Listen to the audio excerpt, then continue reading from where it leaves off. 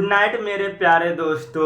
आप लोगों को पता होना चाहिए कि रात को 10 बजे प्रत्येक दिन आप लोगों को ज्योग्राफी का क्लास लिया जाता है। आज की क्लास में मेरे प्यारे दोस्तों आप लोगों को ट्रांस हिमालय की क्लास लिया जाएगा और आप लोग ध्यान से देखिए ट्रांस हिमालय क्या होता है। ट्रांस हिमालय को ही मेरे प्यारे दोस्तों सर्वोच्च हिमालय कहते हैं। ट्रांस हिमालय को क्या कहते हैं? सर्वोच्च हिमालय कहते हैं। देखिए इसका डिफिनेशन, इस हिमालय के अंतर्गत मतलब ट्रांस हिमालय के अंतर्गत तिब्बत हिमालय का क्षेत्र आता है। कौन सा हिमालय का क्षेत्र आता है? तिब्बत हिमालय, जो चीन की तरफ है, जो चीन की तरफ है, वो तिब्बत हिमालय का क्षेत्र किस में आता है? ट्रांस हिमालय के अंतर्गत आता है। आगे देखिए, इस क्षेत्र में वनस्पति का अभाव होता है। इस भाग के अंतर्गत काकाकोरम श्रेणी, लद्दाख की श्रेणी, जस्कर की श्रेणी आती है। आपको याद रखना है ट्रांस हिमालय में तिब्बत का हिमालय आता है और इसी हिमालय में मतलब वनस्पति का अभाव होता है। यहाँ पर वनस्पति कम रहता है, अभाव कहने का मतलब कम रहता है। और इसी भाग के अंतर्गत 3 श्रेणी आता है। कौन कौन सा श्रेणी आता है? काकाकोरम श्रेणी, दूसरा है लद्दाख की श्रेणी, तीसरा है जास्कर की श्रेणी आती है। आगे देखिए, कहता है कि जो मुख्यतः पश्चिमी हिमालय में स्थित है। जो लद्दाख की श्रेणी, जास्कर की श्रेणी, काकाकोरम की जो श्रेणी है वह किस तरफ है? वह पश्चिम के हिमालय की तरफ, पश्चिमी हिमालय में स्थित है। यह भारत की सबसे ऊंची चोटी, जो भारत का जो सबसे ऊंची चोटी है वो कौन सा है? वह केटू है। केटू का जो फुल फॉर्म होता है गाडविन ऑस्टिन होता है। आपको याद रखना है मेरे प्यारे साथियों कि केटू जो है भारत का जो सबसे ऊंचा चोटी है, हिमालय की जो सबसे ऊंचा चोटी है केटू का जो फुल फॉर्म होता है वह गाडविन ऑस्टिन होता है। क्या होता है? गाडविन ऑस्टिन होता है। यह काकाकोरम श्रेणी की सबसे ऊंचा श्रेणी है। काकाकोरम श्रेणी में ही सियाचिन ग्लेशियर स्थित है। सियाचिन ग्लेशियर कहाँ स्थित है? अगर आपसे पूछा जाएगा तो आपको जवाब देना है कि काकाकोरम में। कहाँ स्थित है मेरे साथियों? काकाकोरम में स्थित है। इसके अलावा स्पर्क ग्लेशियर, बियोफ ग्लेशियर में वोल्टेरा ग्लेशियर भी स्थित है। ये सब किस में स्थित है? ये सब ये क्या कहते हैं? काकाकोरम में स्थित है। कहाँ पे? काकाकोरम में स्थित है। आगे देखिए, इसमें कहता है विश्व की सबसे अधिक ढाल वाली चोटी, विश्व का जो सबसे अधिक ढाल वाला चोटी है उसका नाम है राकाकोसी। क्या है? राकाकोसी, जो कहाँ स्थित है? लद्दाख में स्थित है। कहाँ पे मेरे साथियों स्थित है? लद्दाख में। वह सर्वोच्च हिमालय की लंबाई जो है वह 2400 किलोमीटर है। कितना है?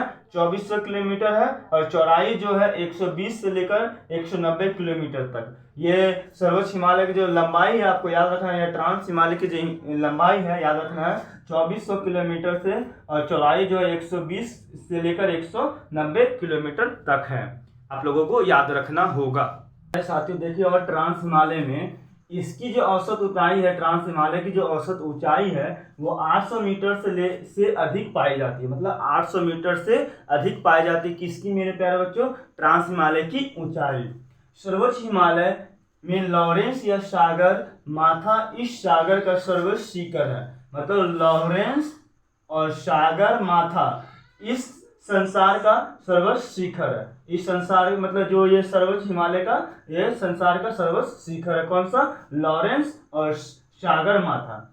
आगे देखिए, नेपाल में ही है। ये जो लॉरेंस या सागर माथा जो है ये संसार के सर्वोच्च शिखर है, वह कहाँ पर स्थित है? ये नेपाल में स्थित है। आप लोगों को ध्यान देना है मेरे प्यारे साथियों। आगे देखिए, एवरेस्ट चोटी को तिब्बती भाषा में मतलब तिब्बत की भाषा में चोमोलोमा यानी पर्वतों की रानी कहा जाता है। चोमोलोमा यानी पर्वतों की रानी कहा जाता है। चोमोलोमा यानी पर्वतों की रानी कहा जाता है। किसे? तिब्बती भाषा में एवरेस्ट की चोटी को। आगे देखिए मेरे प्यारे साथियों, इसके अलावा कंचनजंगा सिक्किम में, नंगा पर्वत कश्मीर में, नंदा देवी उत्तराखंड में स्थित है। आपको इसमें बात को याद रखना है मेरे प्यारे साथियों कि कंचनजंगा कहाँ है? तो आपको यहाँ बोलना है सिक्किम में। नंगा पर्वत कहाँ है? तो आपको बोलना है कश्मीर में। नंदा देवी कहाँ है? तो बच्चों बोलना है उत्तराखंड में। ये सब बातों को आपको याद रखना है। पूरब में ही एक प्रमुख शिखर है नामचा पारू, नामचा परुवा, नामचा परुवा, इसको भी आपको याद रखना है। इसके पास से होकर ब्रह्मपुत्र नदी प्रभावित होती है। किसके? नामचा परुवा से के पास से ही होकर कौन सी नदी प्रभावित होती है? ब्रह्मपुत्र नदी प्रभावित होती है, आपको याद रखना है। और इसी स्थान से ब्रह्मपुत्र नदी अपनी दिशा दक्षिण से और मोड़ लेती है, दक्षिण की ओर मोड़ लेती है। आपको याद रखना है कि ब्रह्मपुत्र नदी की कहाँ से प्रभावित होती है? तो नामचा परवा के पास से, नामचा परवा से के पास से प्रभावित होती है, और वो दक्षिण की ओर भी, मतलब दक्षिण की दिशा में भी यहीं से मोड़ लेती है। हिमालय पर्वत से अनेक बड़ी बड़ी नदियां निकलती है, जैसे कि सतलुज नदी है, सिंधु नदी है, गंगा नदी है, कोसी है आदि। आपको याद रखना है मेरे प्यारे साथियों कि हिमालय से कौन कौन सी नदियां निकलती है? सतलुज, सिंधु, गंगा, कोसी आदि ये नदियां हैं। ये नदियां बंगाल की खाड़ी में गिरती है। जितने भी नदियां हैं जो हिमालय से निकलती है सब कहाँ गिरती है?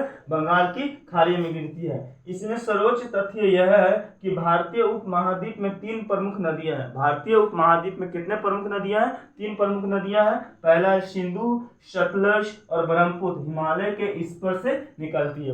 हिमालय कहाँ से निकलती है? स्पर से निकलती है। आपको याद रखना होगा, हिमालय से स्पर से निकलती। कहाँ से? स्पर से।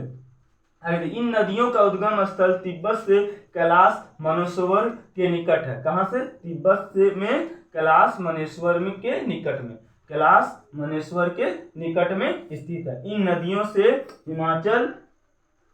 से हिमालय से पूर्व की नदियां प्रभावित होती है, पूर्व की नदियां प्रभावित होती है। यही विशेषताएं हैं, मतलब ट्रांस हिमालय के जितना हम आप लोगों को विशेषताएं बताएं मेरे प्यारे साथियों, आप लोगों को याद रखना है। और इसमें टॉपिक जितने भी होंगे सभी को याद रखिएगा, ताकि आप लोग कोई भी कंपटीशन एग्जाम में जाइए तो एग्जाम का क्वेश्चन देखते ही आप लोग टक से मारकर आइएगा। इतना ही आज के बच्चों की क्लास में। फिर मिलेगा आप लोग 11 बजे लाइव क्लास में, सुबह 8 बजे पॉलिटिकल क्लास में भी जुड़ने से ना भूले। तब तक के लिए bye bye, take care, good night मेरे प्यारे साथियों।